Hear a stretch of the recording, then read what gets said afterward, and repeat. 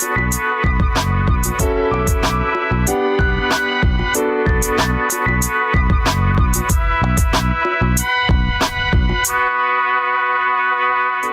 when you hear the word entrepreneurship, what comes to mind? Is it the professional in a three-piece suit, the creative artisan covered in paint, or the innovative culinary genius? Truth is, entrepreneurship is not one size fits all. And you might be surprised at the many unique styles that entrepreneurship can take. Whether you work a 9-to-5, have a side hustle, are an entrepreneur, or you are thinking about embarking on the entrepreneurial journey, this episode has something for you. Because today on A Balanced Life, we are unpacking all things entrepreneurship, the good, the bad, and the ugly truth. Joining us for this conversation are two people who have taken a very unique approach to entrepreneurship. Charlotte Avery and Pastor JT Johnson. Come on in, you two. Hey, everybody. Hey. Good to see you guys again. It's been a minute since the three of us have been able to sit here and just chat like family. Yes, it's good to be seen. Absolutely. Yes, it is. I think today's topic is probably going to be one of the reasons why it's been such a minute that we've all been together. Sugar, you are in for a treat with these two and just the conversation that we are about to have on this topic of entrepreneurship. And now you guys know this. Now, for most people, entrepreneurship means one thing. You quit your 9-to-5 to work for yourself. It doesn't matter what the work is, be it content creator or cookie baker. Most people think that to be an entrepreneur, you have to quit your 9-to-5 and work for yourself full time. But truth is, entrepreneurship can take many shapes. I mean, just between the three of us, like we have so many different shapes and sizes of entrepreneurship that we even exhibit. So, Sugar, if you tuned in last week, you heard me say that I became a full-time entrepreneur after unexpectedly losing my good job. And after 2 years and 300 plus applications, God pushed me kicking and screaming into entrepreneurship because I didn't want to do this.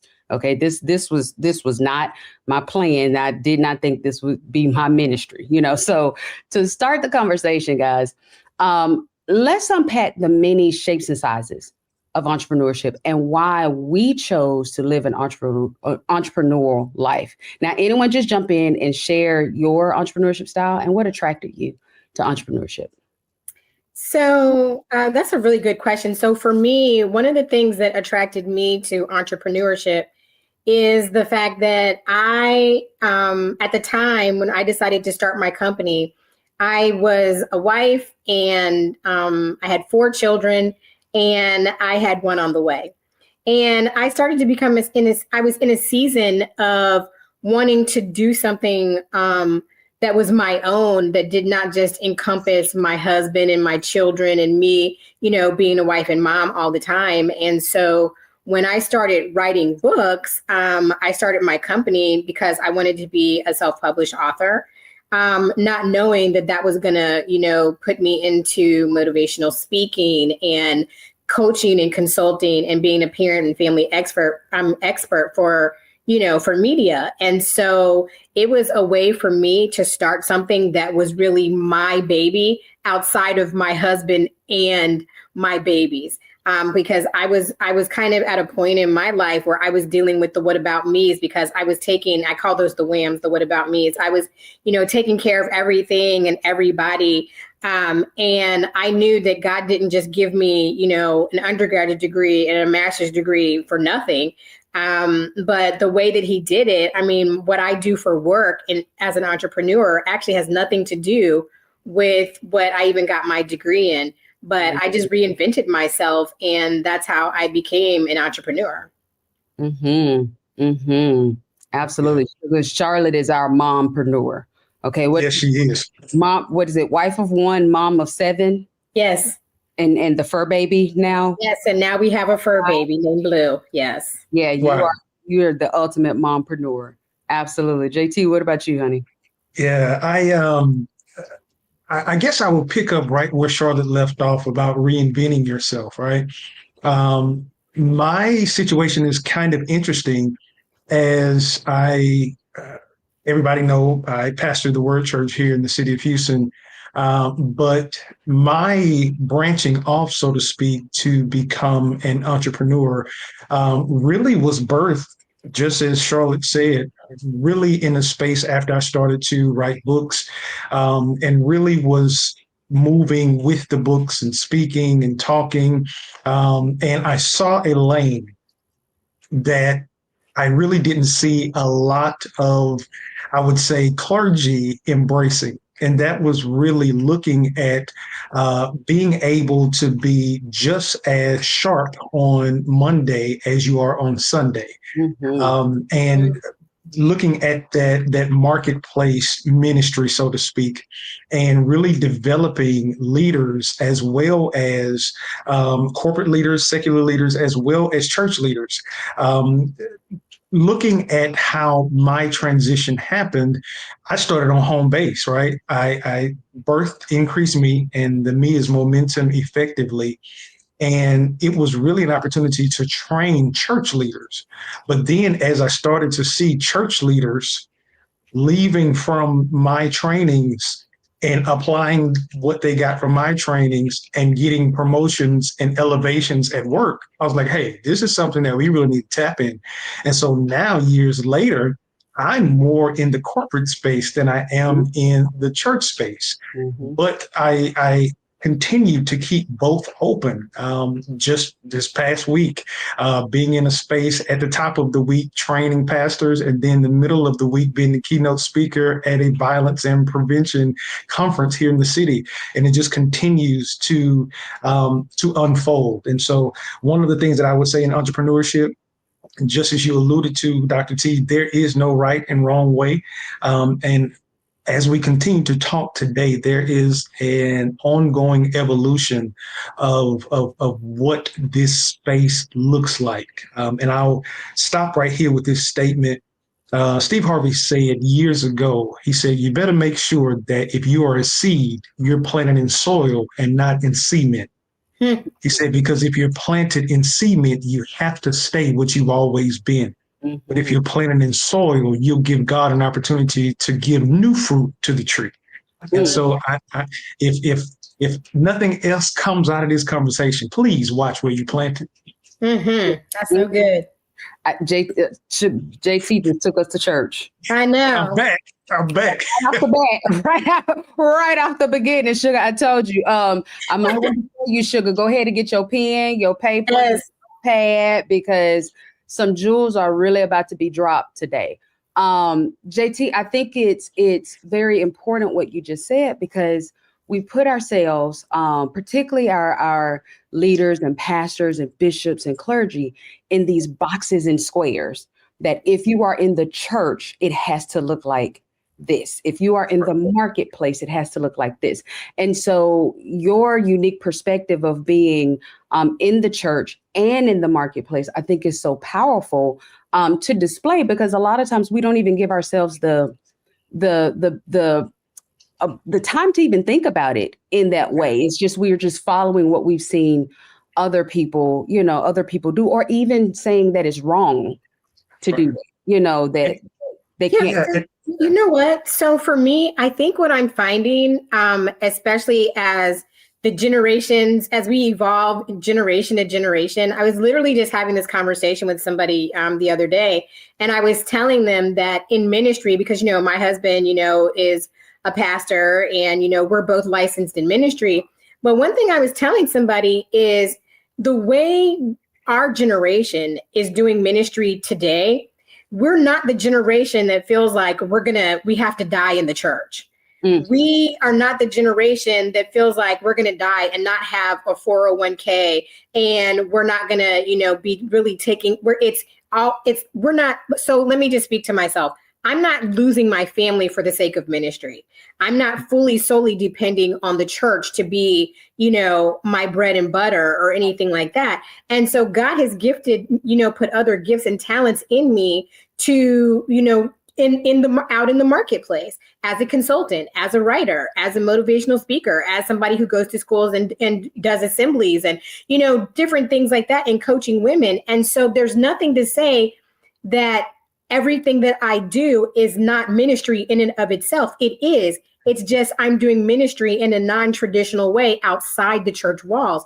But our generation, we have seen the demise of families. We have seen, the demise of families, and people wondering, well, you're losing your kids and your family and your marriage because it's church all day, every day. But I think because of what our eyes have seen and what our ears have heard in those circles, we have decided as, ministers of the gospel to do ministry differently in some ways, but also realizing that we have more to offer people, and real ministry is not just what you do inside the church walls, but what you do outside the church walls. And you have a right to get paid for that work.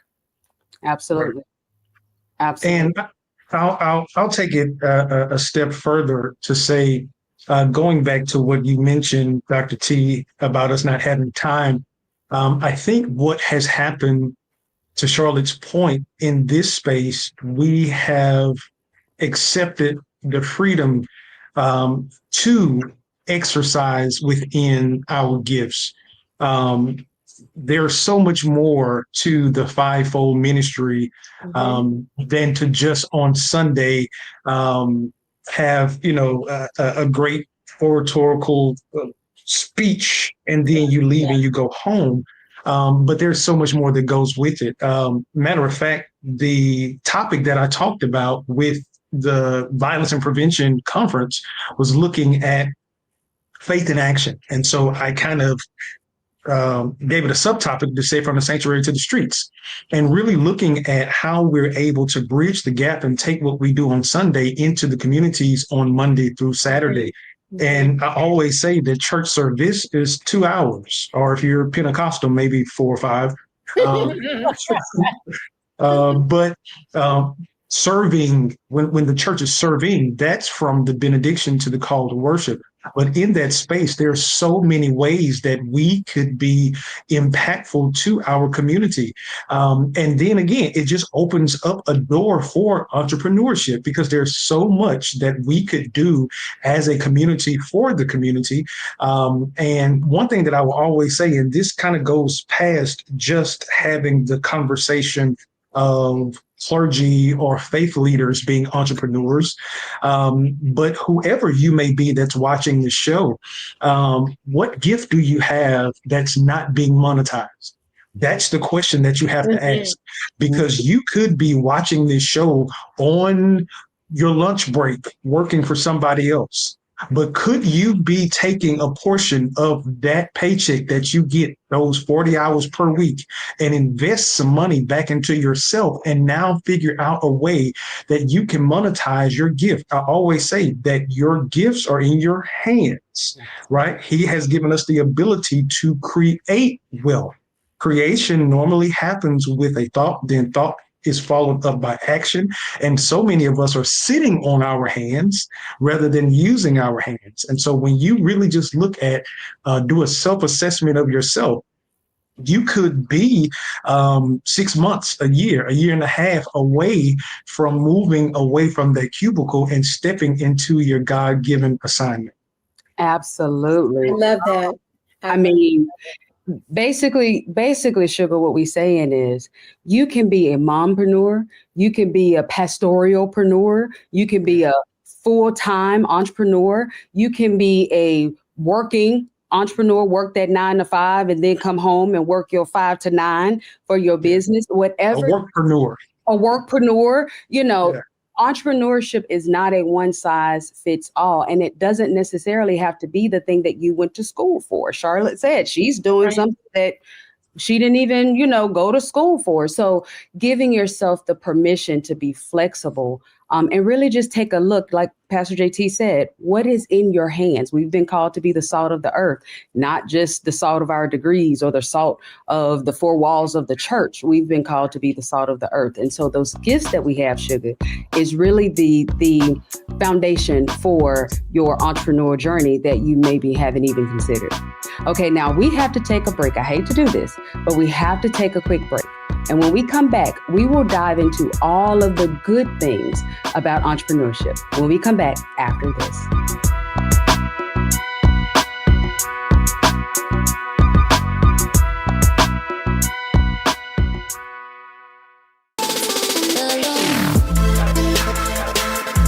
Hey y'all, welcome to The Other Side of Change, only on the Black Star Network and hosted by myself, Bria Baker, and my good sis, Jamira Burley.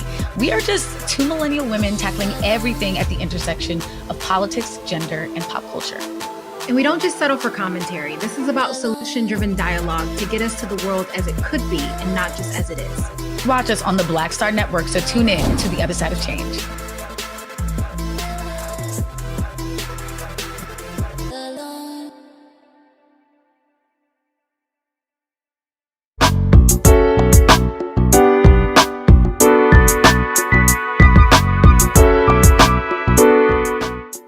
Welcome back, Sugar.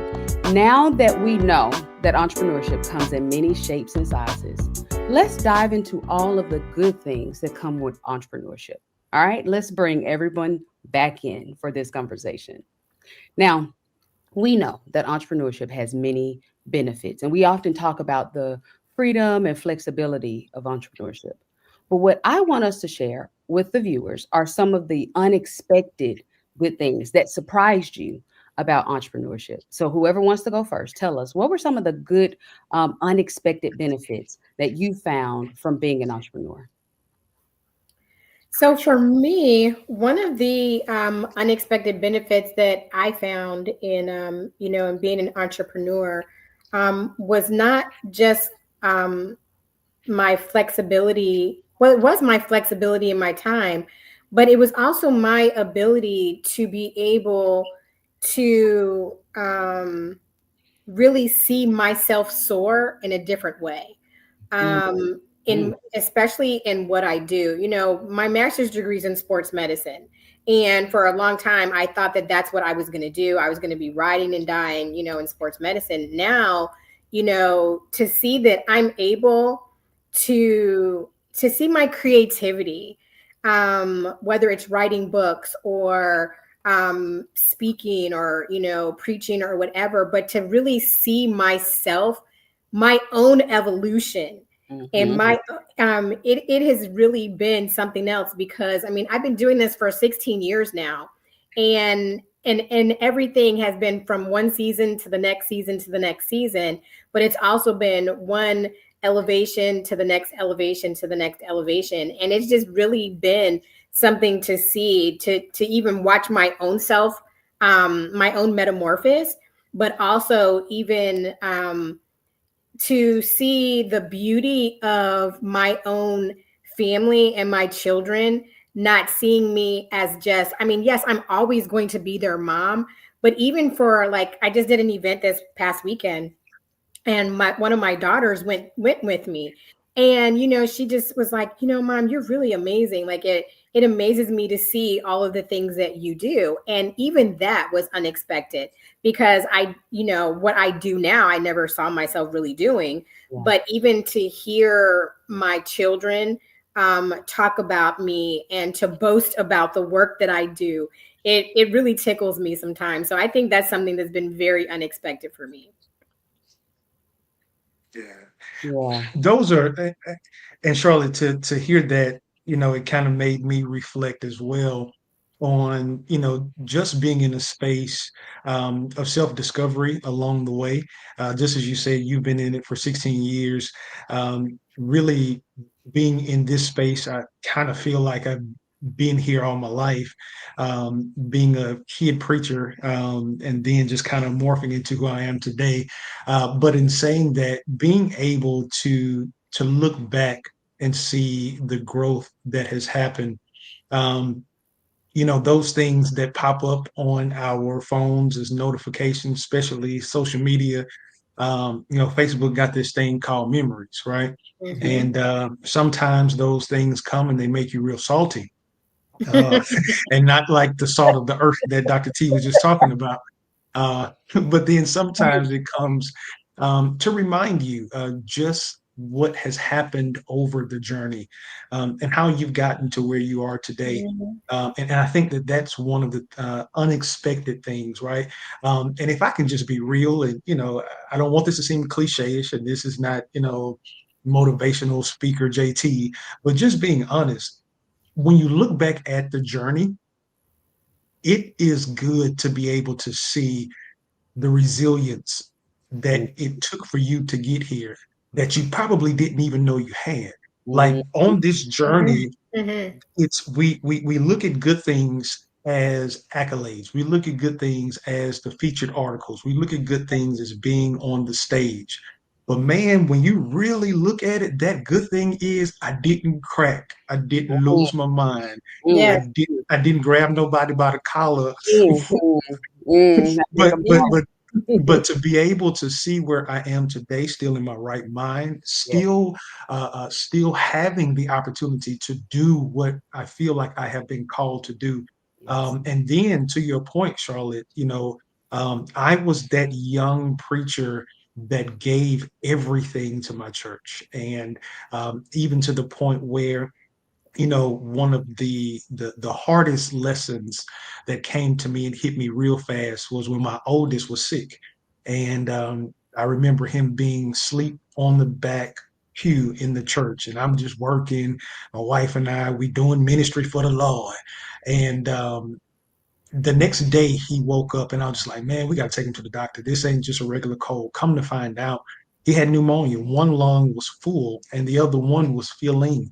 Mm. And it really caused me to really say, Jamel, if something happens to your son in the name of ministry, will you be able to live with yourself? Mm, And mm, so mm. what has happened now is I am still being as impactful as I can be. I'm still being a blessing to the world. But what entrepreneurship has done, it has given me the ability to create boundaries. And Yeah. that is an Ooh, that's so good. unexpected, that is an Yeah. unexpected gift that I didn't know that I needed. Yes. But again, um, entrepreneurship will humble the best of us, but it will build us into the giants that we were always created to be. Yes, giant JT, absolutely. And humbling. Yes. Before we jumped on, Charlotte and I were having a conversation. And I was telling her something that I'd seen somewhere about the difference when you say, I'm broke and you got a 9 to 5, as opposed to I'm broke and you're an entrepreneur. Those are two Yes, Lord. different brokes. Okay. The 9 Two to different roads. is I'm broke right now and I'm waiting on Friday for my paycheck. The Yeah. entrepreneur broke is I'm broke and I don't know when the client, and I tell that, so I repeat that here because the unexpected benefit for me was the faith, my Mm. connection with God went Yeah. through the roof, and I Yeah. was raised in church, have known, had a relationship with God my entire life. Yes, I know Jesus Christ died for my sins, but it is different when you are out here on this entrepreneur journey and it ain't nobody but you and Jesus. When Yeah. you Literally. all that you can do and the phone still ain't ringing, the Yeah. clients still ain't coming, and you got to sit and say, okay, Lord, what are we doing? And then Yeah. he give you some instructions like, oh, go invest in this computer system or this course or this, and you going, Yeah. sir, I got $2 in this bank account, and how we Yes. gonna make it happen? And then it happened, and you see him come through. Sugar, that Yeah. takes your faith Yeah. from wherever it was all the way up to glory. Okay. And Yeah. so Yes, literally. that was the unexpected benefit for me, was just seeing how God moved and how he has used not just the gifts he put on the inside of me, but to pull out the things that I didn't even know was on the inside of me for his glory. And all I had to do was just truly, how they say, put on the armor and stand. Yeah. Yeah. How to truly do that, how to truly be a woman of faith, how to truly be obedient to Yeah. God, how to truly hear his that still small voice. All of that went to a whole nother level through Yeah, if you're an entrepreneur, I will say this, and I know that we've had church several times throughout the course of these shows, but if you don't have a relationship, and I'm not telling you who you got to have a relationship with, I am open to the freedom of religion. God bless you.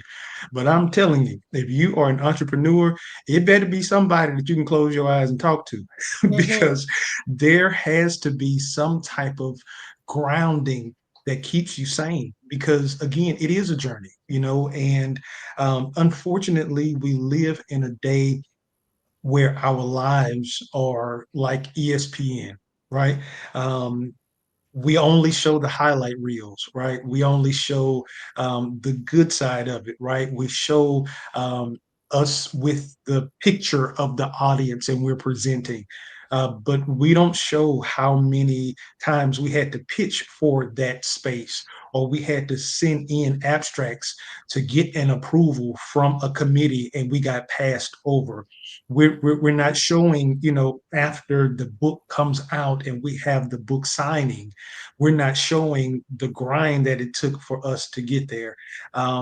Even those who may not necessarily be in the lane that which we are in, but even if you're an entrepreneur and you've moved from selling online to now you have a food truck or you have a brick and mortar, or you moved from just doing t-shirts to now you are a major brand. We show all of the end results, but we never really show that process. And I can tell you, people who have gotten to some sort of stability in their entrepreneurial journey, some sort of return on their investment through the journey, they have had some rough nights and they have had some tears in their eyes. They have had some people that were saying that they were going to invest in, some people that were supposed to be with them, who started off with them, but left them when it got hard. And to be on the other side of all of that, you can't do that in your own strength. You have to have something that is anchoring you, that is able to push you on those days when life is trying to pull everything out of you and it leaves you gassed. You got to have somebody that will fill the tank back up. So I suggest, or matter of fact, I strongly encourage you to have some sort of relationship with the higher calling, to be able to call you higher, because other than that, this journey, again, will humble you.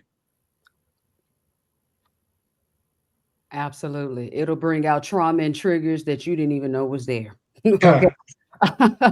Sugar. Now JT kind of alluded to something in terms of the struggles of entrepreneurship and the unexpected battles that we have to fight. All right. Now, we're going to take a quick break, and when we come back, we're going to go into that a little bit deeper. So don't go anywhere. If you didn't get your pen and your pad, now is a great time to go ahead and grab it, because there's so much more to come after this.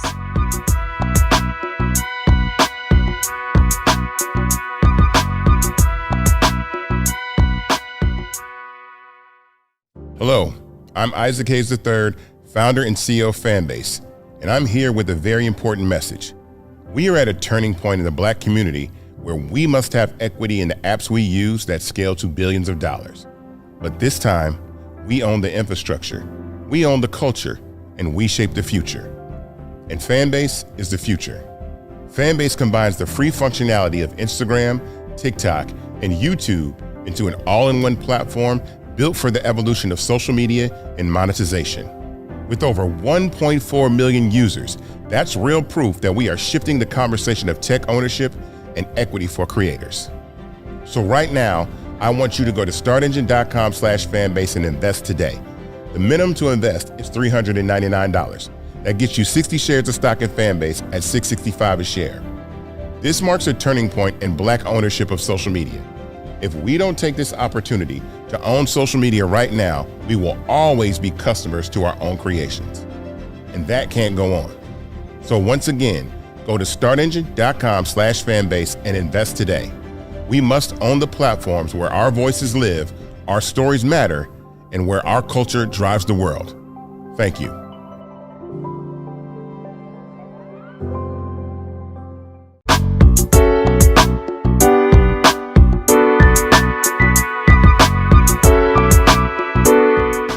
Welcome back, everyone.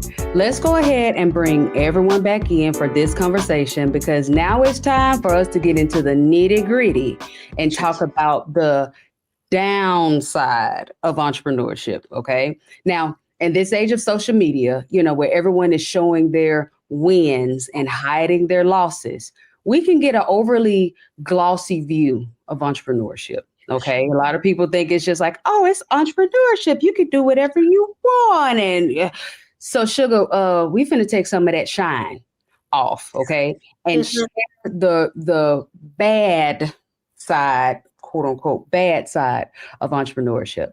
Now, tell us, what are some of the less than desirable aspects that you've experienced during your journey as an entrepreneur? And JT, you actually alluded to one where someone says, oh yeah, I'm invest, and then they don't ever show up, So what are some that you guys have experienced?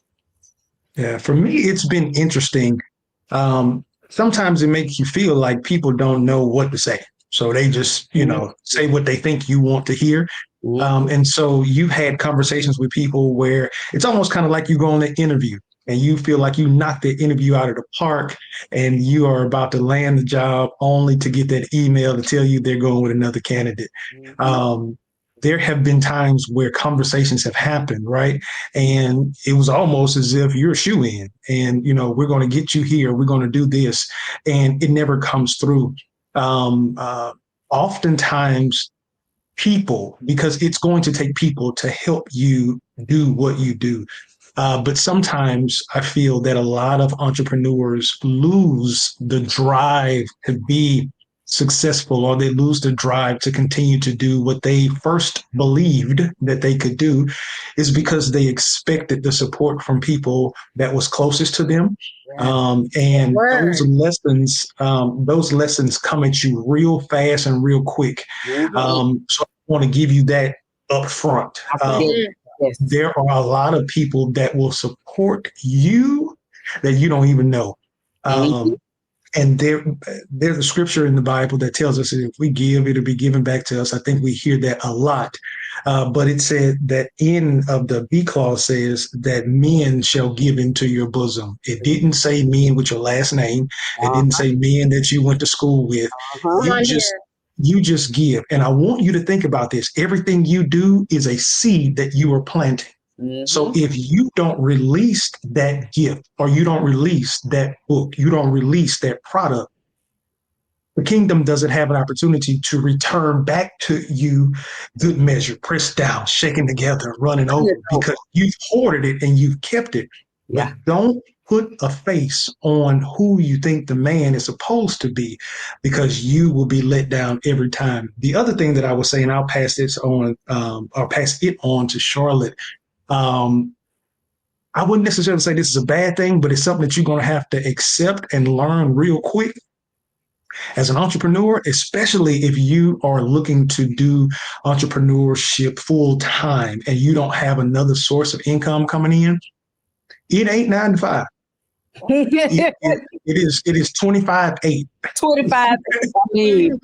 Man, and you have to be ready for the grind. You have to be so sold out in who you are attempting to become that there's going to have to be some no's. There's going to have to be some no's to some girls' trips. There's going to have to be some no's to the cigar lounge. There's going to have to be some no's so you can eventually say yes to the life that you want to live. So those two things that I will say, some hard truths to this journey, that everybody that start with you won't end with you. But please make sure that you leave space open to develop new relationships along the way. And then the second thing is please don't go into this thinking that it's going to be a 9 to 5, or entrepreneurship is the easy way for you to sleep in late, that you can just casually show up, because if you're not being intentional about this journey, you're going to be putting in an application somebody else's job real quick. Charlotte, before you jump on that, because I feel you coming, Sugar. I feel it. Sugars, I really hope you heard everything that JT just said. When you sow, you don't know where you're going to reap from. It usually does not come from the same place you sowed. So if you're giving them something because you're expecting them to be the one to give it to, don't give it. Because it comes from various places. You may sow over here and reap over there. Just make sure that you're sowing and serving. How are you sowing and how are you serving? Before God blessed me with my business, I had to serve in another business. Okay. So sowing and serving. And they're working hard. Sugar, this ain't for the faint of heart. Don't come out here in this entrepreneurship if you think you just want to do it because you want to do whatever you want to do. That's a rebellious spirit. All right.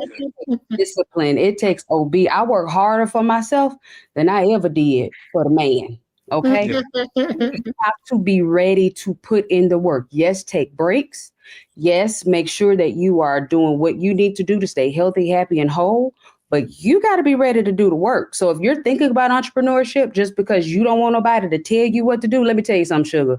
My business tell me what to do every day. Okay. Every day. It tells me what to do. Okay. So you can't don't think that this entrepreneurship because you see other people jet setting and it's all. No. Okay. Now, Charlotte, there you go.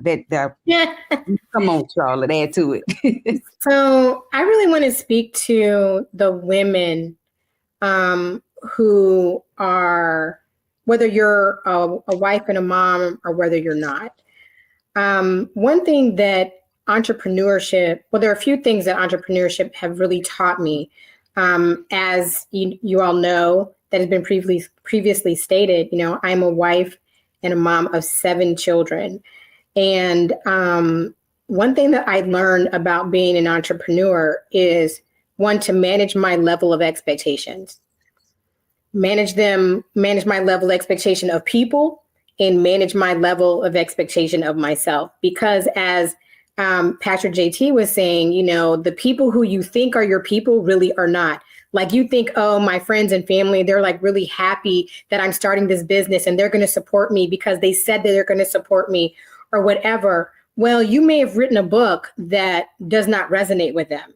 And you're thinking, well, these are my people, they're my friends and my family, and they're going to buy my book because they want to see me win. And they're not, because your book does not resonate with them. But when you're managing your level of expectation, they might not be purchasing your book, but they might be your cheerleader. That's one thing. The other thing that I had to realize is, because I am a wife and a mom growing a business, I had to realize what blending looks like. So, of course, our show is called A Balanced Life, but, people who know me say that I don't balance my life, I blend it. And blending is about it's not about to-do lists, it's about my priorities. I have a business and I'm doing all of the things that I need to do to run that business. But before I had my business, I was a wife and I was a mom, and I can't just go rogue and go and work on my business and forget that I have this husband who needs my time and attention, and I have these children who need my time and attention. So for me, my life is about priorities. My life is about what entrepreneurship looks like to me is, it looks like a smoothie. It looks like, okay, today I'm working on the strawberries and I'm going to add in some blueberries. The priority is the orange juice or the water, and it's all going into the blender, but there may be more contents of one thing more than the other, which is the priority.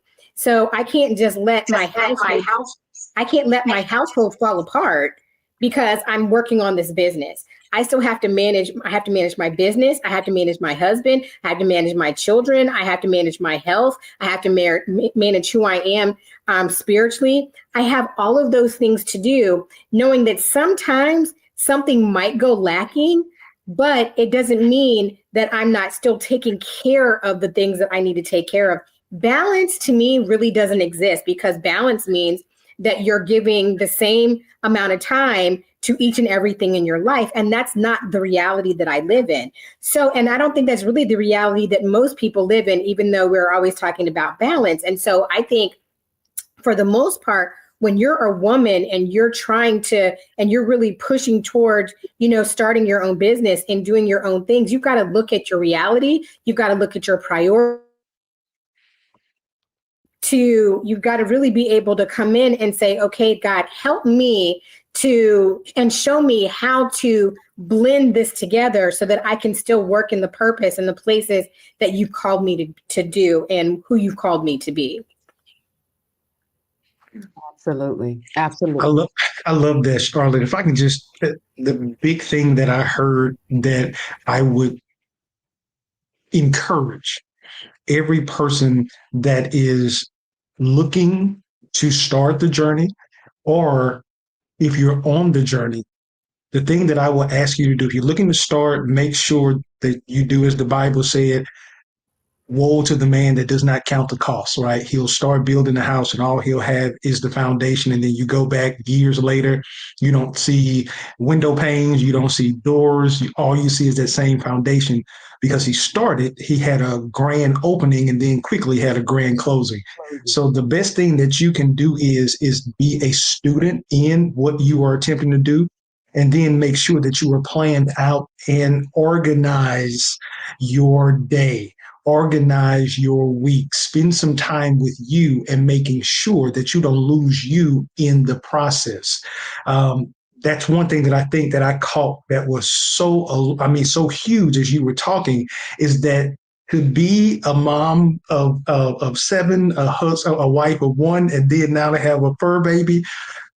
That's entrepreneurship all in itself. That's waking up in the morning and that's knowing that I have a responsibility. But then I also have a responsibility to myself. I have a responsibility to my business. I have a responsibility to my clients.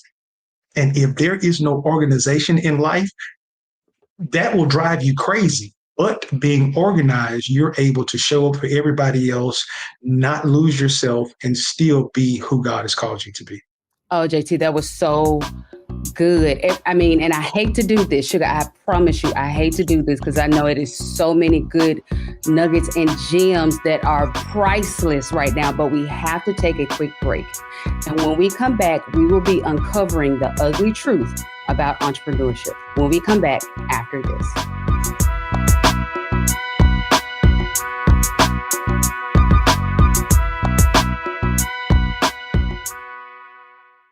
Hello, I'm Isaac Hayes III, founder and CEO of Fanbase, and I'm here with a very important message. We are at a turning point in the Black community where we must have equity in the apps we use that scale to billions of dollars. But this time, we own the infrastructure, we own the culture, and we shape the future. And Fanbase is the future. Fanbase combines the free functionality of Instagram, TikTok, and YouTube into an all-in-one platform built for the evolution of social media and monetization. With over 1.4 million users, that's real proof that we are shifting the conversation of tech ownership and equity for creators. So right now, I want you to go to startengine.com/fanbase and invest today. The minimum to invest is $399. That gets you 60 shares of stock in Fanbase at $665 a share. This marks a turning point in Black ownership of social media. If we don't take this opportunity to own social media right now, we will always be customers to our own creations. And that can't go on. So once again, go to startengine.com/fanbase and invest today. We must own the platforms where our voices live, our stories matter, and where our culture drives the world. Thank you.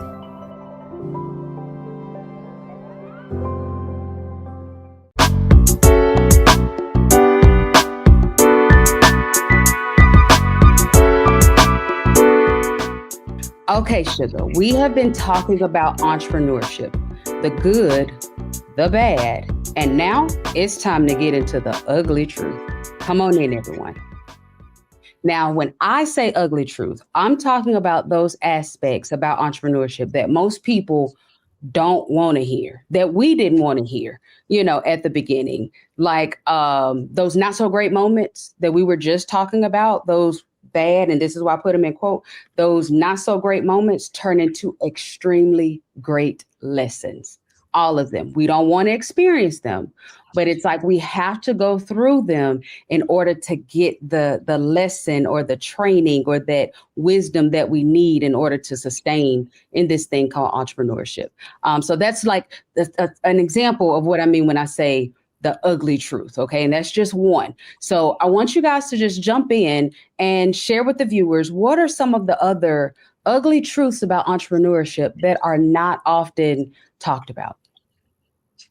So one of the ugly truths about entrepreneurship is that, if it doesn't work the first time, you have failed. And that is not necessarily true. You just have to rework it. And also, that one of the other ugly truths is that if you are a workpreneur and you're somebody who's working a 9 to 5, sometimes people think, well, in order for me to be a successful entrepreneur, I've got to quit my job. And you don't have to necessarily quit your job, because you need your 9 to 5 to probably support your entrepreneurial journey. Mm-hmm. And so sometimes, people will work with coaches who are like, well, if you're going to be successful, you just got to quit your job. I do not subscribe to that.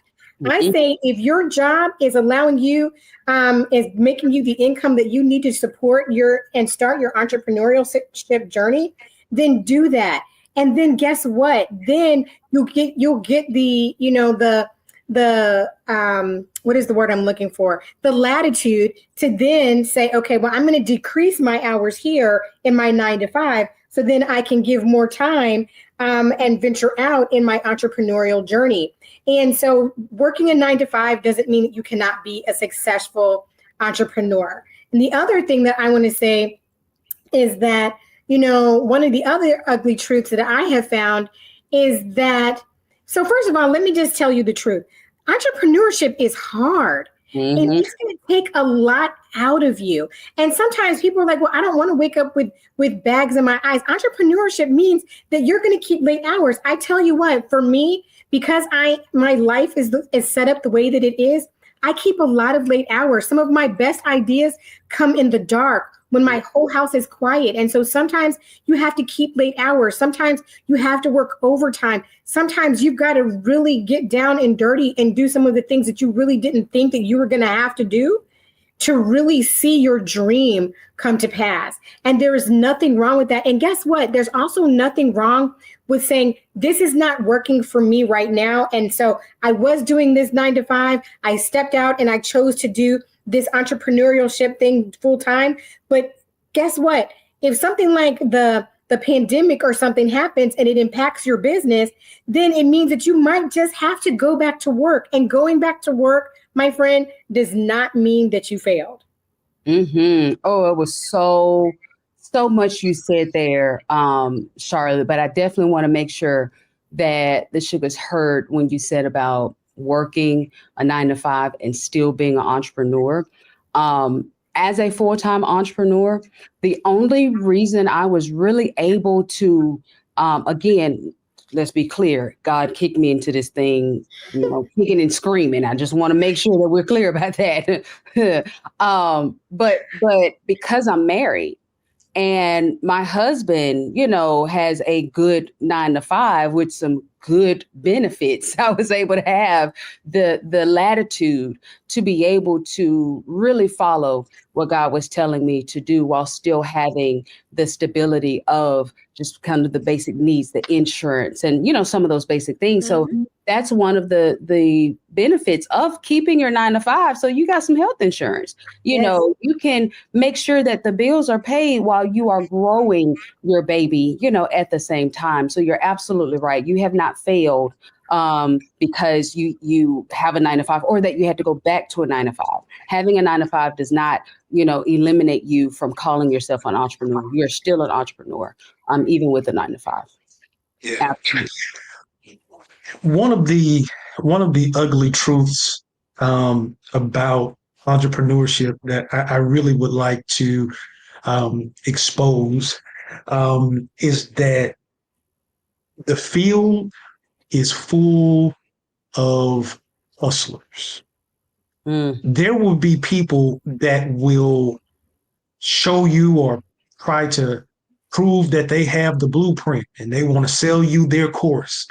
And you're so excited to run out and get their course or go to their Mean Girls conference that you end up investing more in what you want to be a quick way of getting to the finish line than investing in yourself. I want to go back and double down on what Charlotte said. I want to make sure that this is understood before we get off of this show. Entrepreneurship is hard. So that may be the ugly truth. Entrepreneurship is hard. But if you are intentional, if you are consistent, if you're resilient, but then this is another word that I want to throw out. If you are adaptable, yes, you will be successful. There was a guy that I was on a podcast with, and he gave a statement, and I think it was probably doper than anything I said on the podcast. But he said, "Adapt or die," and then he gave the example of Netflix. Right? When we look at Netflix and how it started, and we were getting DVDs mailed to us and then having to mail the DVDs back, and then seeing the shift. And now Netflix is the largest streaming platform in the world. Well, they adapted. But then we look at Blockbuster, who still had those same DVDs, who still had those same VHS tapes. They have tried to reinvent themselves over and over and over again, but they haven't been successful because they felt like they were the creme de la creme.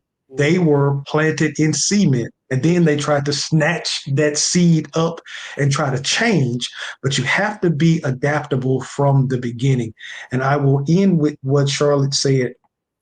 It's okay if this didn't work. I think that somebody probably needs to hear this, maybe proactively letting you know that it's okay if it doesn't work. You're not a failure. It failed. But learn the lesson, apply it next time, and come back with that experience, but not with those emotions. Or if it's somebody in it right now, and you're just trying to save face because you don't want to be embarrassed on social media, you don't want your family talking about you at the family reunion, man, forget them people. Because you're going to fool around and have a nervous breakdown trying to hold on to something that is literally sucking the life out of you. I don't want you to hold on to that gallon of milk past its expiration date and you're just holding on to it just so other people can see that you still got it. And then every time you open it, it is causing you frustration. It's making you sick. It's making you can't go to sleep. You have to know for you when it's time to say yes, or you have to know for you when it's time to say no. Because at the end of the day, if you stepped out into an entrepreneurial journey, that was a conversation between you and that man upstairs. And if that man is telling you, put a pause on it right now, let's go a different direction, let's stop it, or let's come back to it.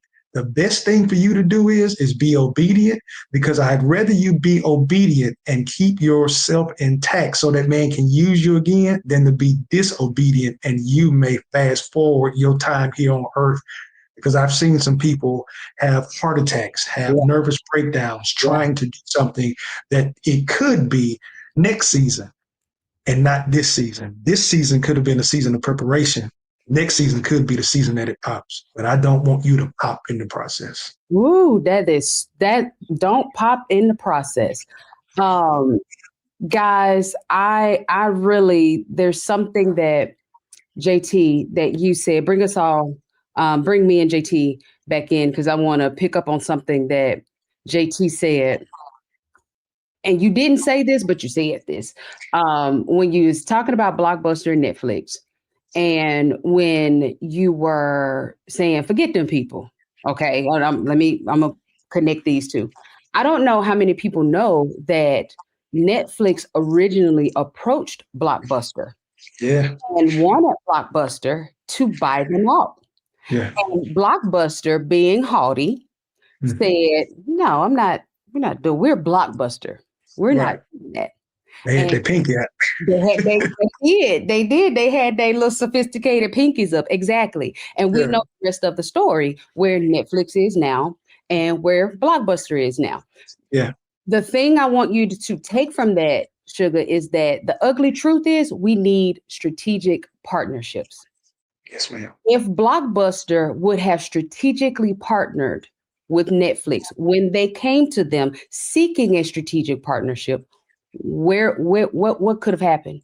We all still would have had that blue Blockbuster card or some form of it. Yeah. But when you either refuse partnerships or when you hold on to the wrong partnerships. So as you said, JT, if you worried about what this person gonna think or what my family gonna think, or just because of time or just because of title, that may not be your partnership. That person may be connected to your history, not your destiny. Yeah. So you have to make sure. The ugly truth is we none of us arrived here together. Yeah. We all have partnerships, but you have to make sure that they are strategic. You have to make sure that it is the person that is in alignment with you in this season and with the destiny of where you're going, that there is an iron sharpening that's happening. Yeah. And this jumps back to something we said earlier. You have to be humble.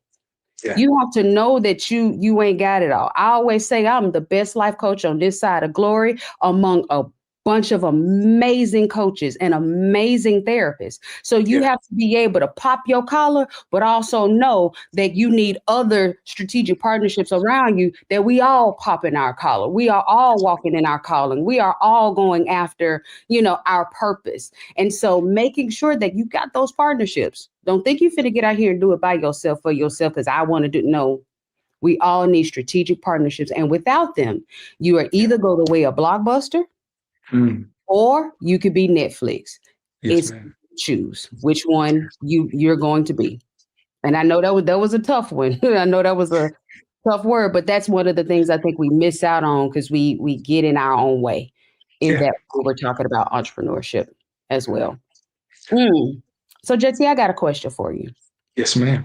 If you had to do it all over again, would you still choose entrepreneurship? Yes, Lord.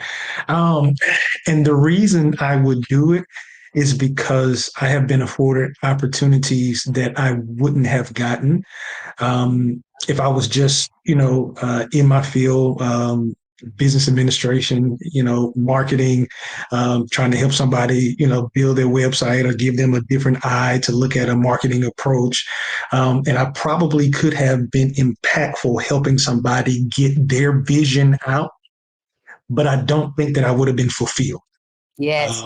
This is what is giving me fulfillment, to be able to look at how God is using me in so many different ways. And we had that thought process over the years, you got to have 7 streams of income. Well, what God has shown me is I need you to stand and be available, and I'm going to pull 7 streams out of you. And he can pull 7 streams out of you with the same product. Okay.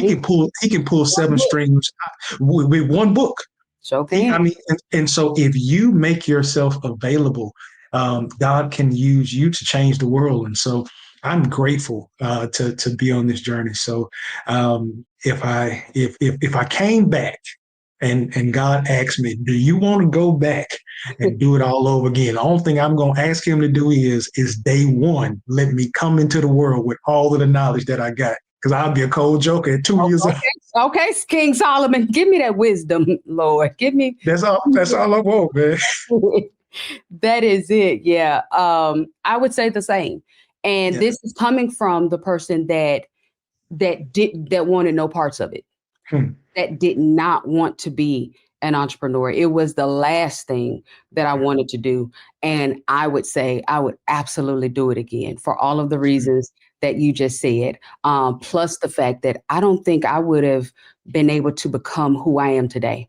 There would be no Dr. Tierini if I didn't walk out that entrepreneur journey. And I'm not talking about the brand Dr. Tierini. I'm talking about the Dr. Tierini, the me that I am right now that's talking to you.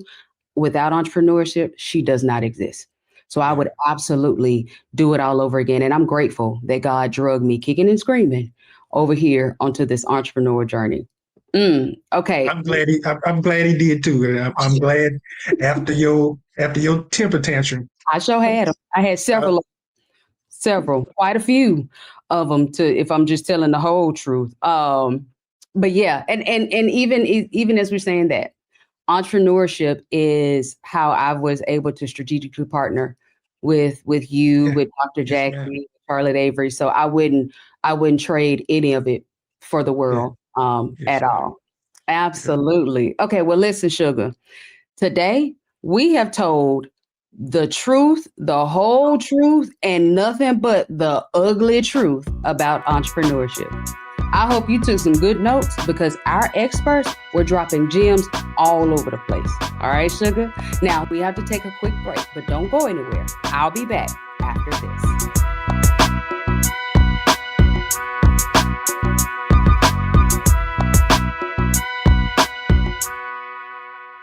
What's up, y'all? Look, Fanbase is more than a platform. It's a movement to empower creators, offering a unique opportunity for everyday people to invest in Black-owned tech, infrastructure, and help shape the future of social media.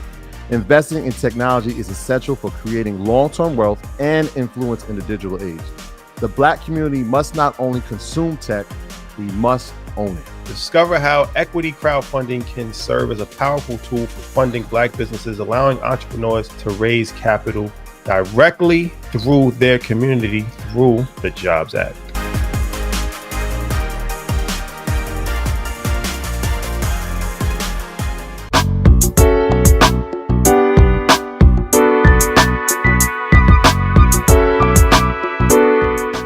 Welcome back, Sugar. Today, we took a deep dive into entrepreneurship, and our guest taught us that when it comes to entrepreneurship, there are many styles you can choose from. Everything from full-time entrepreneur and a working entrepreneur, a pastoralpreneur, or a bombpreneur. There is no right or wrong way to approach entrepreneurship.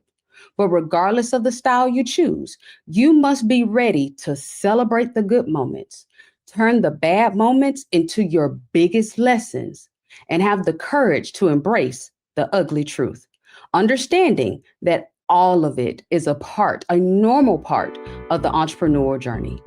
Thanks for joining us today, Sugar. See you next time.